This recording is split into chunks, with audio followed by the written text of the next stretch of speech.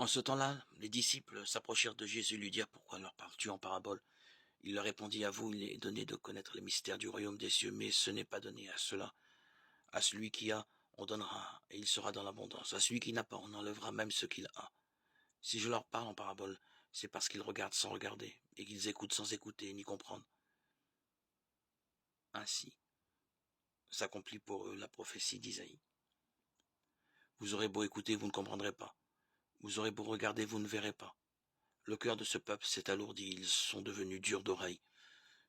Ils se sont bouchés les yeux, de peur que leurs yeux ne voient, que leurs oreilles n'entendent, que leur cœur ne comprenne, qu'ils ne se convertissent. Et moi je les guérirai, mais vous, heureux vos yeux puisqu'ils voient et vos oreilles puisqu'elles entendent. Amen, je vous le dis, beaucoup de prophètes et de justes ont désiré voir ce que vous voyez et ne l'ont pas vu, entendre ce que vous entendez et ne l'ont pas entendu. Évangile de Jésus-Christ selon saint Matthieu 13, 10, 17.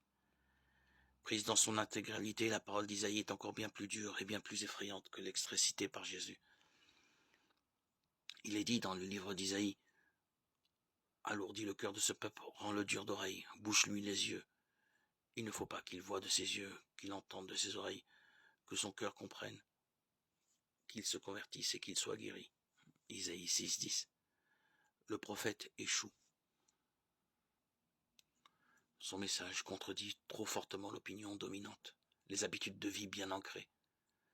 Seul son échec permet que la parole soit agissante. Cet échec du prophète est une sombre question qui domine toute l'histoire d'Israël et d'une certaine façon il se renouvelle tout d'abord dans le sort réservé à Jésus-Christ qui finit sur la croix. Mais c'est précisément de la croix que procède sa grande fécondité. Son échec sur la croix est précisément le chemin qui mène du cercle restreint vers le grand nombre, vers tous.